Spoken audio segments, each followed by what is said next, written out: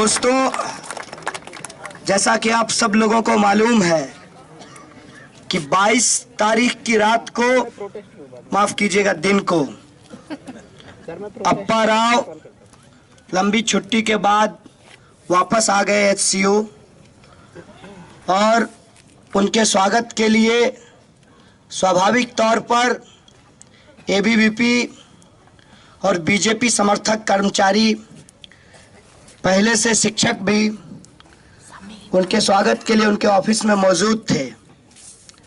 उसके बाद जब पता चला स्टूडेंट्स को कि रोहित का हत्यारा कैंपस वापस आ गया है और कैंपस में अभी तक रोहित एक्ट लागू नहीं हुआ है, इस बात को सुनते ही सारे लोग वाइस चांसलर के ऑफिस के सामने पहुंच गए और मीडिया में यह खबर आई कि अप्पा राव के वापस आने पर जो स्टूडेंट्स प्रदर्शन कर रहे थे उन्होंने तोड़फोड़ कर दी वीसी कार्यालय में।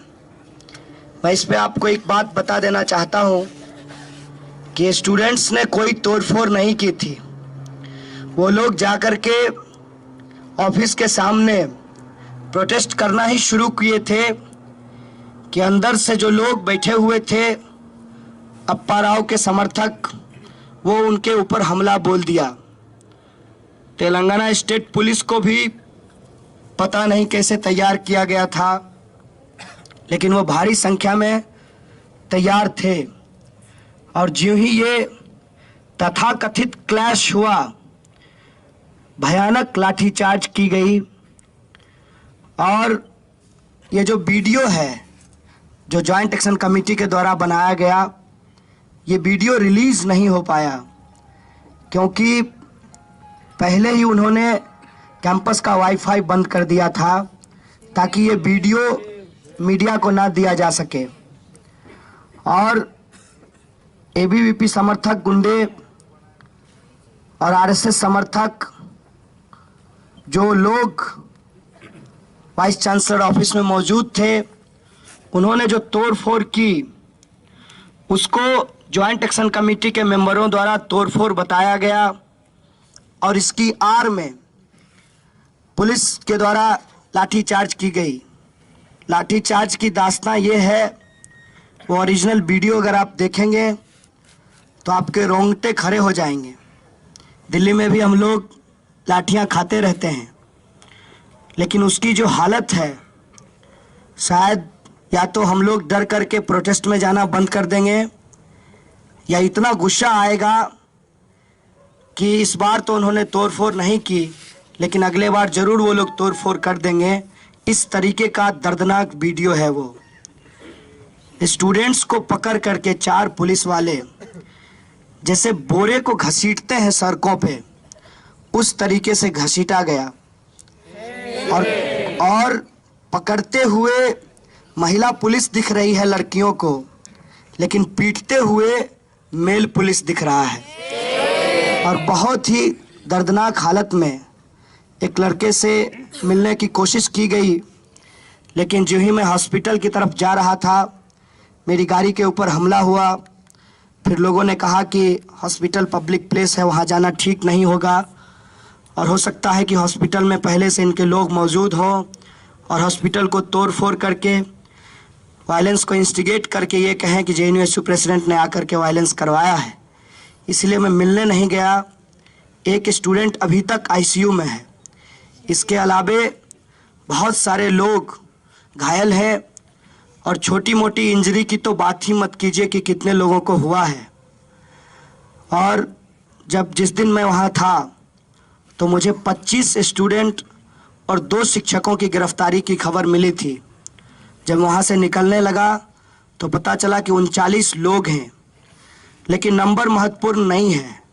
महत्वपूर्ण ये है कि जॉइंट एक्शन कमेटी का जो टॉप लीडरशिप है, टारगेट करके सारे लोगों को पीटा गया।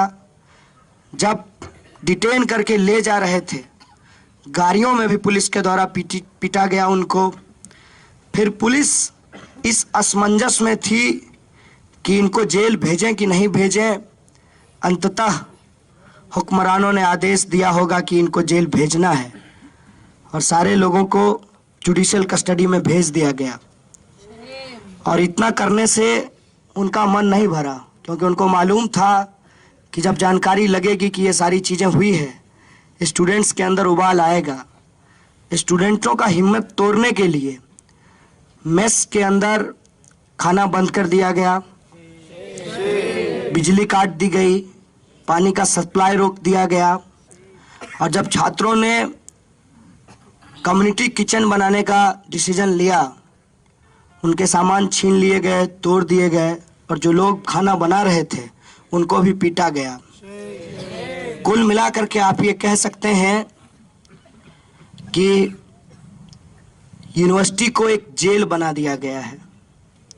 और जेल से भी बुरी हालत है कि क्योंकि कैदियों को कम से कम 2 वक्त का खाना मिलता है, वहाँ स्टूडेंट्स को 2 वक्त का खाना भी नहीं दिया जा रहा है। मेरी तबीयत बहुत ख़राब है, मैं डिटेल में ज़्यादा जाऊंगा नहीं, लेकिन हैदराबाद की कुछ रिपोर्टिंग मैं आपको बता देना चाहता हूँ। वहाँ पर जब मैं पहुँचा तो मुझे एचसीयू से पहले ही गिरफ्तार करने की कोशिश की गई, क्योंकि मैं इंतज़ार कर रहा था। रोहित की माताजी और उसके भाई से बातचीत हुई। वो लोग उसी दिन 22 तारीख को ही गुंटूर, जहाँ उनका घर है, वहाँ से वो हैदराबाद आ रहे थे। उनके पहुँचने का इंतज़ार किया जा रहा था। फिर वो आए, एक ओल्ड एज होम में मैं रुका था। मुलाकात हुई हमारी और हमने तय किया कि हम साथ चलेंगे। इतने में ओल्ड एज होम के बाहर भारी पुलिस बल की तैनाती की गई, और ये हुआ कि अगर हम साथ चलेंगे तो हम तीनों को वहीं पे पुलिस गिरफ्तार कर लेगी। हमने तय किया कि हम लोग अलग अलग चलेंगे, ताकि किसी एक को गिरफ्तार करें तो दूसरे लोग हम लोग एचसीयू पहुंच पाएँ। और इसी स्ट्रेटजी के तहत हम लोग जब एचसीयू पहुँचे, पहले मैं पहुँचा। वहाँ पर एचसीयू के गेट के अंदर दिन से ही अप्पा राव ने ये घोषणा कर रखी थी कि किसी भी बाहरी व्यक्ति को कैंपस में प्रवेश नहीं करने दिया जाएगा। गेट पे पहुंचने के बाद भारी पुलिस थी, और मैं बता देना चाहता हूं आपको कि पुलिस से भी ज़्यादा ख़तरनाक कई मायनों में वहाँ का इंटरनल सिक्योरिटी है। मज़ेदार बात यह है कि उसकी भी वर्दी खाकी है, और वो लोग बहुत ही खतरनाक तरीके से स्टूडेंट्स के साथ बर्ताव कर रहे हैं। स्वाभाविक बात है, जब मुझे रोका गया तो मैंने पुलिस से पूछा। पुलिस ने कहा कि तेलंगाना पुलिस की तरफ से कोई दिक्कत नहीं है, आप जा सकते हैं, लेकिन इंटरनल सिक्योरिटी जो है वो अलाउ नहीं करेगी, क्योंकि वाइस चांसलर ने मना कर रखा है। हमने पुलिस, एक एसीपी था वहाँ पे, उसको पूछा हमने कि अच्छा ये बताइए कि इंटरनल सिक्योरिटी ने मुझे जाने से मना किया है, तो क्या इंटरनल सिक्योरिटी के कहने पे, अप्पा राव के कहने पे ही आपने शिक्षकों की पिटाई की, या आपका अपना डिसीजन था? इस बात का कोई जवाब नहीं था। इसका स्पष्ट मतलब है कि स्टेट पुलिस और अप्पा राव की मिली भगत से ये सारी चीज़ें की गई है। जब होम मिनिस्टर से बात की गई तो होम मिनिस्टर ने कहा कि हमने पुलिस को किसी तरीके का क्रैकडाउन का कोई आदेश नहीं दिया था। जो लोग इसमें, जो ऑफिसर इन्वॉल्व हैं, आप सबको पता है कि पुलिस का जो ऑफिसर होता है वो सीधे होम मिनिस्टर से गवर्न होता है। उन्होंने कहा कि हम उसके ऊपर कार्रवाई करेंगे, लेकिन पता नहीं कितनी कार्रवाई होगी, ये जानकारी नहीं है। और तमाम प्रयासों के बावजूद कुछ स्टूडेंट्स ने कहा कि दूसरे रास्ते से हम आपको बाइक पे बिठा करके ले चलते हैं, लेकिन उनके साथ जो जेएससी के लोग थे उन्होंने मना किया। उन्होंने कहा कि नहीं, दूसरे तरीके से जाना ठीक नहीं है, क्योंकि स्टूडेंट्स अभी इधर उधर तितर बितर हैं कैंपस के अंदर। जिस तरीके से हम लोगों ने ये आज़ादी चौक बनाया है, उन्होंने शॉपिंग कॉम्प्लेक्स के पास वेलीवाड़ा बना रखा है। उस वेलीवाड़े के पास लोग तो जमा थे, लेकिन उनका ये असेसमेंट था कि बाहर से लोग बुलाए गए हैं, और पेट्रोल बम और एसिड की बोतलें बहुत सारे लोगों ने अलग अलग जगह पे पाया है। लोगों का यही मानना था कि अगर दूसरे तरीके से कैंपस में घुसा गया तो ये संगठित हमला करेंगे। और इस हमले में सबसे दुखद पक्ष ये है कि जिस तरीके से यहाँ पे रजिस्ट्रार साहब ने एक कर्मचारियों के सेक्शन को ये कह करके डराया कि तुम्हारा प्रमोशन नहीं देंगे, तुम्हारा वेतन रोक देंगे, उसी तरीके का एडमिनिस्ट्रेशन का मिसयूज हैदराबाद सेंट्रल यूनिवर्सिटी में भी किया गया है। एचसीयू और जेएनयू का कोई कंपैरिजन नहीं है। कंपैरिजन इसलिए नहीं है कि वहाँ रोहित को अपनी जान देनी पड़ी, तब जा कर के ये मुद्दा बना है, और हमको तो जेल ले जा कर के छोड़ दिया। कंपैरिजन ये नहीं हो सकता क्योंकि आप यहाँ आज़ादी चौक पे खड़े होकर अपनी बात को रख पाते हैं, लेकिन ऐसा एचसीयू में कर पाना अभी संभव नहीं हो पा रहा है। तमाम कोशिशों के बावजूद हमारे मेस को नहीं बंद किया जा सका, लेकिन वहाँ मेस बंद किया गया और एक सेक्शन को, उसमें टीचर भी हैं और कर्मचारी भी हैं और छात्रों में ऑब्वियसली एबीवीपी के लोग हैं, उनको मिला करके कैंपस को दो टुकड़े में बांटने की कोशिश की गई है। अच्छी बात यह है कि न्याय के पक्ष में ज़्यादा लोग खड़े हैं और अन्याय के साथ खड़े होने वाले लोगों की संख्या बहुत कम है। इसीलिए तमाम कोशिशों के बावजूद लोग बेलीवारा पे डटे हुए हैं। खाना बनाना भी शुरू किया है और जेसी के मेंबरों का मानना है कि वो हमें तोड़ने की कोशिश कर रहे हैं, लेकिन हम टूटेंगे नहीं। हम कैंपस में सामान्य स्थिति बहाल करेंगे और इस अप्पा राव को इस कैंपस के अंदर वाइस चांसलर के रूप में स्वीकार नहीं करेंगे। ये कमिटमेंट जेसी के लोगों का है। जिस दिन 23 तारीख को रोहित की मां से मिलने के बाद हम लोग जब एचसीयू गए, एचसीयू से थोड़ा दूर आगे ही गाड़ी के ऊपर हमला हुआ। उसके बाद हमने तय किया कि एक मीटिंग तो करेंगे, अगर मीटिंग नहीं होगी तो फिर इसका गलत असर जो है स्टूडेंट मूवमेंट पे पड़ेगा। इस बात को देखते हुए जेसी के लोगों से बात हुई, जेसी के लोग बाहर आए और उस मीटिंग में शामिल हुए।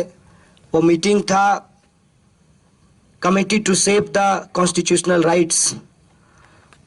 इस कमेटी के द्वारा फ्रीडम ऑफ एक्सप्रेशन के ऊपर वो मीटिंग हुई जस्टिस फॉर रोहित वेमुला के लिए। उस मीटिंग में जेसी के मेंबरों ने अपनी बात रखी और वहीं पे हमने जो इरोम शर्मिला फेलोशिप मिला था रोहित के लिए, वो उनको हैंडओवर किया, उसकी घोषणा की।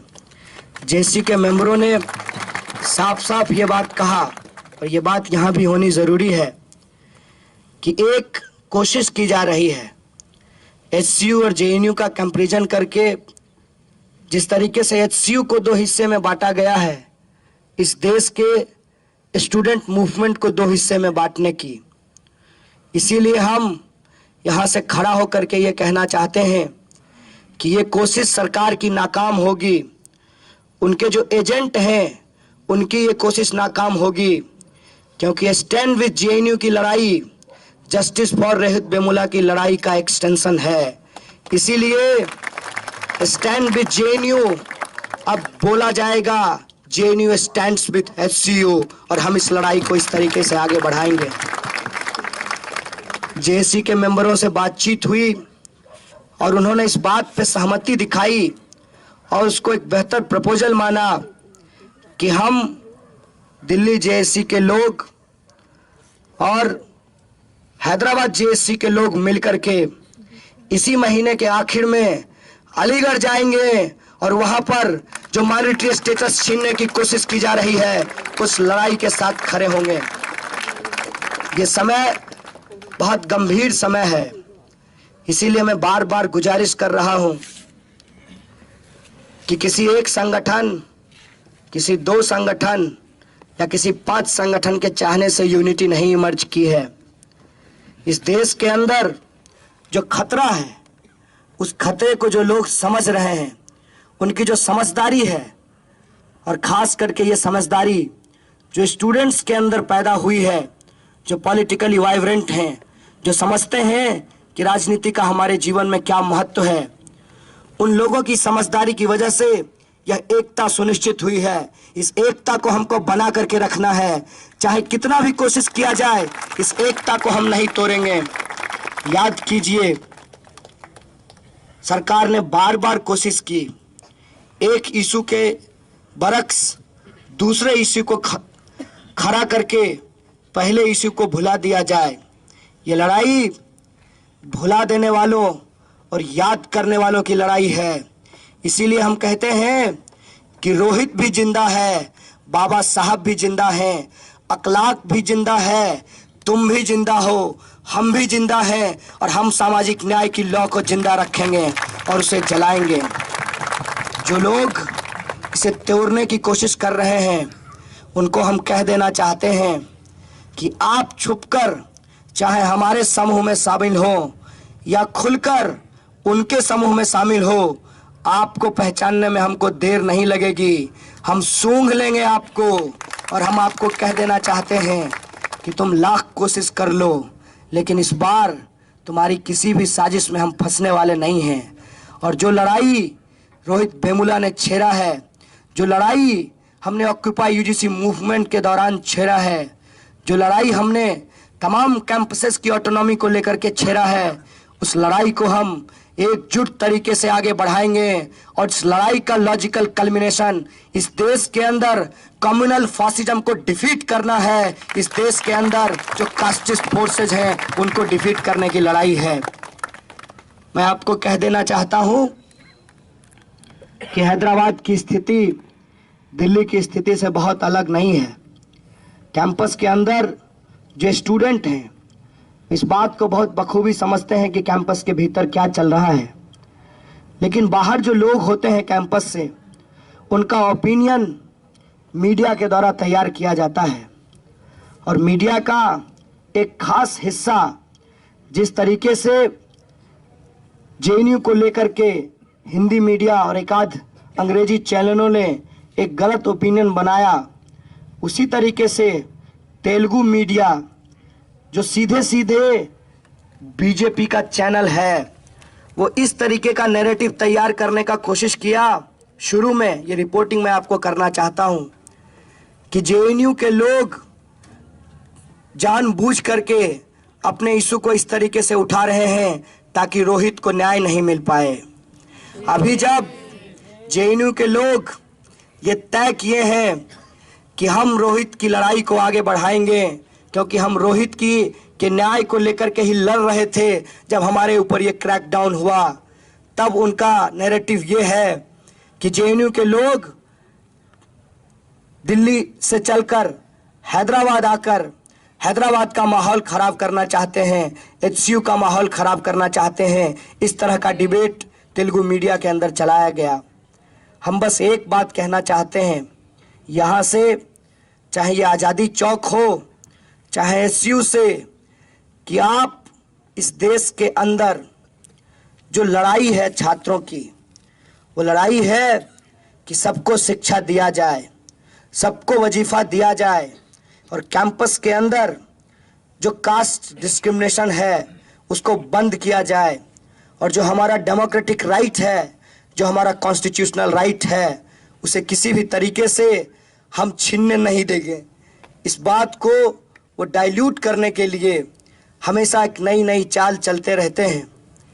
मीडिया के एक जर्नलिस्ट ने पूछा कि आप राहुल गांधी के कहने पे यहाँ आए हैं। हमने कहा कि हमारे आंदोलन के कहने पे राहुल गांधी हमारे बीच आते हैं, हम किसी के कहने पे कहीं नहीं जाते हैं। उन्होंने कहा कि आप मिलने क्यों गए?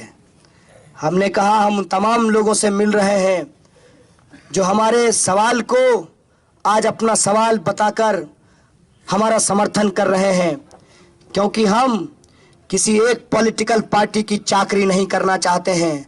हमारा कमिटमेंट इस देश के अंदर शिक्षा को बचाने को लेकर है, हमारा कमिटमेंट इस देश के अंदर स्टूडेंट मूवमेंट को बचाने को लेकर है। और आप जो ये राजनीतिक रंग देना चाहते हैं, आप जो ये कहना चाहते हैं कि एनडीए के खिलाफ छात्रों का इस्तेमाल किया जा रहा है, तो मैं आपको बता देना चाहता हूं कि किसी के खिलाफ छात्र का इस्तेमाल नहीं हो सकता। छात्र का इस्तेमाल कभी अगर हुआ है इतिहास में तो समाज में न्याय के लिए हुआ है, बराबरी के लिए हुआ है। और याद कीजिए वो जमाना जब देश के अंदर विधवा विवाह की शुरुआत हुई, तो वह कौन सा लड़का था जिसने कहा कि मेरी बहन शादी करेगी? वो एक विद्यार्थी था। वो कौन सी छात्र थी, महिला, जिसने कहा कि मैं स्टूडेंट बनूंगी और दूसरे महिलाओं को पढ़ाऊंगी? मैं सावित्रीबाई फुले की बात कर रहा हूं। दोस्तों, हमारी लड़ाई सही को सही और गलत को गलत कहने की लड़ाई है, और कुछ लोग राजनीतिक खेमेबाजी में इस आंदोलन को ख़त्म कर देना चाहते हैं। हम उनको कहना चाहते हैं कि आपकी डराने की तमाम कोशिश नाकाम होगी। जब हैदराबाद में जेएसी के साथी जो ही अंबेडकर स्टूडेंट्स यूनियन से थे, वो अपनी बात को बोलकर बैठे, मैं बोलने के लिए खड़ा हुआ तो एक आदमी ने जूता फेंका। हमने कहा दूसरा भी फेंक दो, किसी का काम आ जाएगा, क्योंकि हम आपके जूते से डरेंगे नहीं, क्योंकि हमारे पैर में जूता नहीं है। इसीलिए, और वो व्यक्ति बड़ा मजेदार था। वो व्यक्ति बहुत हट्टा कट्टा मोटा सा था और वो प्रेसिडेंट था गौ रक्षा समिति का। हमने कहा कल तक देशद्रोही बोल करके जूता फेंक रहे थे, आज गाय भक्ति के नाम पे जूता फेंकने आए हैं क्या? ये माजरा क्या है? देखते देखते लोगों को बात समझ में आ गई कि भाई साहब, मोदी भक्ति और देशभक्ति में फर्क होता है। ये जूता फेंकने वाले लोग देशभक्त नहीं हैं, मोदी भक्त हैं। अपना फोटो कैमरा में खिंचवाकर 7 रेस कोर्स पहुंचाना चाहते हैं कि कहीं इस बेरोजगारी के दौर में रोजगार लग जाए। हमने कहा कि इनको कुछ मत कहिए। गांधी जी तो कहते थे कि एक थप्पड़ मारे तो दूसरा गाल दे दो। ये थप्पड़ नहीं मारा है, जूता मारा है, तो एक जूता मारा है, हम कहें दूसरा भी दे दो। इसको कुछ कहने की जरूरत नहीं है, लेकिन कहाँ माने। जूते की बात होती तो समझ में आती। पत्थर भी चलाया, इतने से बात नहीं मानी गई। विजयवाड़ा में भी एक कार्यक्रम रखा गया, क्योंकि तेलंगाना अलग होने के बाद लोगों ने कहा कि एक राज्य में जाकर दूसरे राज्य में जाना ठीक नहीं है। हमने कहा हम पूरे देश जाने को तैयार नहीं हैं, ये तो आंध्रा और तेलंगाना की बात है। तो हम आंध्र प्रदेश की राजधानी विजयवाड़ा पहुँचे। मज़ेदार बात यह है कि वहाँ बीजेपी की महिला मोर्चा के लोग जो हैं वो काले झंडे लेकर खड़ी थी। हमने कहा इनको देख करके मुझे तरस आता है। तरस इसलिए आता है कि शायद इनको जानकारी नहीं है कि इनका मोहन भागवत बोला है कि इनको घर से नहीं निकलना चाहिए। ये घर से नहीं निकलेंगी तो काला झंडा कैसे दिखाएंगी, कैसे विरोध करेंगी ये हमारा। ये दुखद स्थिति है। बात सिर्फ महिलाओं की नहीं है, बात इस समाज के अंदर जितने भी तरह की आइडेंटिटी है, तमाम आइडेंटिटी को बांटकर आरएसएस अपनी पॉलिटिक्स कर रही है। बताइए, इस बांटने की राजनीति के खिलाफ अगर हम एकजुट नहीं हुए तो कैसे इस लड़ाई को हम जीतेंगे? कैसे हम संविधान को बचाएंगे? कैसे हम लोकतंत्र को बचाएंगे? और कैसे समाज के अंदर सामाजिक न्याय को स्थापित करेंगे? ये चुनौती है हमारे सामने। एक व्यक्ति का दूसरे व्यक्ति से ईर्ष्या होना संभव है और होना भी चाहिए, कंपटीशन भी होना संभव है, ये भी ठीक बात है। लेकिन ये मुद्दा बहुत बड़ा है, ये लड़ाई बहुत बड़ी है। और सरकार ने दिखा दिया कि जेएनयू में 3 लोगों को पकड़ा है, एचसीयू में दर्जनों लोगों को पकड़ लिया। जेएनयू को क्रैकडाउन करना चाहते थे, जेएनयू को क्रैकडाउन कर नहीं पाए, लेकिन एचसीयू को क्रैकडाउन कर दिया है। क्लासेस बंद हैं, क्लास नहीं चल रहे हैं। आप सब लोगों को पता है कि वहाँ भी सेमेस्टर सिस्टम है और ये सेमेस्टर का एंड होने वाला है अप्रैल के शुरुआत में। यही हालत अलीगढ़ की है। 5 अप्रैल को सुप्रीम कोर्ट का फैसला होना है और उससे पहले उसके तमाम प्रोग्राम जो हैं वो पहले शिफ्ट कर लिए गए हैं। 4 तारीख के बाद अलीगढ़ में छुट्टी होने वाली है। बताइए कैंपसों की क्या हालत हो रही है। फर्गुसन कॉलेज के कुछ स्टूडेंट्स मिलने आए। इतना दुखद स्थिति है कि आनन फानन में ये भी नहीं तय कर पाते हैं कि जिस बाबा साहब भीमराव अंबेडकर की 125वीं जयंती मनाने को तैयार है 5 जन ऑर्गेनाइजर और आरएसएस, उनके ही पोते को, प्रकाश अंबेडकर के लड़के को एंटी नेशनल बता करके उसके खिलाफ नोटिस जारी की गई। जब ही पता चला कि ये इनका संबंध बाबा साहब भीमराव अंबेडकर से है, आनन फानन में उनका नाम नोटिस से हटाया गया। और सेम नैरेटिव है, क्योंकि ये पूरी तरह से एक्सपोज हो जाते हैं। इनकी दिक्कत यही है कि जेएनयू के लोग रोहित का नाम क्यों ले रहे हैं। रोहित जो है वो जेएनयू के लोगों से मिले बिना उनके साथ एक आइडियोलॉजिकल रिलेशनशिप क्यों रखता था। क्यों जुनोटा एचसीयू के शिक्षकों के लिए प्रेस स्टेटमेंट जारी कर रहा है। क्यों एचसीयू के टीचर स्टूडेंट्स के साथ खड़े हो रहे हैं। और क्यों इन विद्यार्थियों के साथ पूरा देश लामबंद हो रहा है। इस बात से ये घबरा रहे हैं। और शायद यही वजह है कि तमाम तरीके की कोशिश की जा रही है। एक टीचर है तथागत सर एचसीयू के, वो इस आंदोलन में पूरी तरीके से हमारे साथ हैं, जैसे हमारे टीचर भी हमारे साथ थे। उनको न सिर्फ पीटा गया, उनको जेल भी भेजा गया। ये स्थिति पैदा की गई है वहाँ पे। और ऐसे माहौल में हम तमाम लोग जो कर सकते हैं वो यही है कि एकजुट होकर हम लड़ाई लड़ें। और आज दिल्ली के जॉइंट एक्शन कमेटी की मीटिंग हुई, उसमें यह तय हुआ कि 30 तारीख को प्रेसिडेंट हाउस पे मार्च किया जाएगा, क्योंकि प्राइमरी तौर पे ये सेंट्रल यूनिवर्सिटीज का मामला है और राष्ट्रपति उसके प्रमुख होते हैं कहने को। तो वहाँ पे मार्च करना तय किया गया है। मैं उस मीटिंग में जा नहीं पाया, मैं यहाँ ही बहुत मुश्किल से दवाई खा के आया हूँ। लेकिन मैं एचसीयू से आते हुए ये बात बार बार सोच रहा था कि एक व्यक्ति को रोका जा सकता है एचसीयू घुसने से। अगर पूरे देश से विद्यार्थी चलो दिल्ली की बजाय इस बार चलो एचसीयू का नारा दें तो क्या क्या मंजर होगा, जरा इस पर सोचना चाहिए। हालांकि कार्यक्रम तय हो गया है और जब हम यूनाइटेड होने की बात कर रहे हैं तो कोई अलग से हम निर्णय नहीं लेंगे। लेकिन उस कार्यक्रम के बाद अभी लड़ाई बहुत लंबी है। मेरे ख्याल से ये लंबी चलने वाली है, क्योंकि हमारी लड़ाई सिर्फ स्टैंड विद जेएनयू और स्टैंड विद एचसीयू तक नहीं है। हमारी लड़ाई इस देश में सामाजिक न्याय को स्थापित करने के लिए रोहित एक्ट को लागू करवाने की लड़ाई है। इसीलिए 1 मार्च 2 मार्च से ये लड़ाई जीती नहीं जा सकती है। आने वाले समय में हमें चलो हैदराबाद का कॉल लेना चाहिए, चलो एचसीयू का कॉल लेना चाहिए।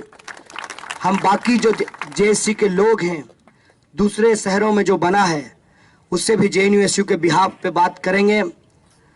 और साथ ही साथ जो और 2 कार्यक्रम जेएनयू में तय हुए हैं, कल तेलंगाना भवन पे एक मार्च रखा गया है, एक प्रोटेस्ट डेमो रखा गया है बापसा के द्वारा। मैं जेएनयू एचसीयू की तरफ से उनको बहुत बहुत शुक्रिया कहना चाहता हूं। और आप सब लोगों से ये अपील करना चाहता हूं कि कल के भी इस प्रोटेस्ट में आप लोग शामिल होइए, क्योंकि आप लोगों ने ये साबित किया है कि कोई आपको नेतृत्व नहीं दे सकता, आप खुद अपना नेतृत्व करने वाले लोग हैं। कल उस मार्च में पहुंचिए, उस प्रोटेस्ट डेमो में आइए। गंगा ढाबा से ये डेमो के लिए लोग बस से निकलेंगे। उसके बाद 28 तारीख को जेएनयू एचसीयू ने नेशनल ह्यूमन राइट कमीशन के ऊपर मास डेपुटेशन का कॉल दिया गया है। आप तमाम साथियों से अपील है कि स्टूडेंट यूनियन के इस कॉल में भी शामिल हो और एक मास डेपुटेशन हम दें कि ये कौन सी यूनिवर्सिटी चलाई जा रही है इस देश के अंदर, जहां मेस बंद किया जा रहा है, जहां लोगों को उठा कर जेल में डाला जा रहा है, जहां इस तरीके से अत्याचार किया जा रहा है जैसे यूनिवर्सिटी बॉर्डर के अंदर नहीं, यूनिवर्सिटी बॉर्डर के उस तरफ हो, इस तरीके का व्यवहार किया जा रहा है। और नरेशन हर जगह सेम है, नेशनल और एंटी नेशनल। हमको लगता है कि जब कोई आपको एंटी नेशनल कहे तो आप सुनिए एंटी मोदी, क्योंकि ये जो अपने आप को नेशनलिस्ट लोग हैं, दरअसल ये मोदिस्ट लोग हैं। इसीलिए हमने हैदराबाद में कहा कि भाई साहब, ये हिंदुस्तान है, मोदिस्तान नहीं है। इसीलिए जो लोग हिंदुस्तान को मोदिस्तान बनाना चाहते हैं वो थोड़ा संभल जाएं, क्योंकि आपके पास मीडिया है, झूठ है, डॉक्टर्ड वीडियो है, हमारे पास हमारी यूनिटी है। तो अंतिम अपील यही है कि आप इस यूनिटी को बनाए रखिए। हम लगातार अलग अलग जॉइंट एक्शन कमेटी के लोगों से संपर्क में हैं। अलीगढ़ जाना लगभग तय हो चुका है। अगला कार्यक्रम हम लोग अलीगढ़ के लिए जाएंगे। और वही जो एक सवाल है कि ऑप्रेस्ड की यूनिटी ही ऑप्रेसर को हरा सकती है, इसी यूनिटी की अपील के साथ, इस लड़ाई को आगे बढ़ाने का अपील के साथ मैं अपनी बात को ख़त्म करूंगा। बहुत बहुत धन्यवाद, बहुत बहुत शुक्रिया। हमारी एकता जिंदाबाद।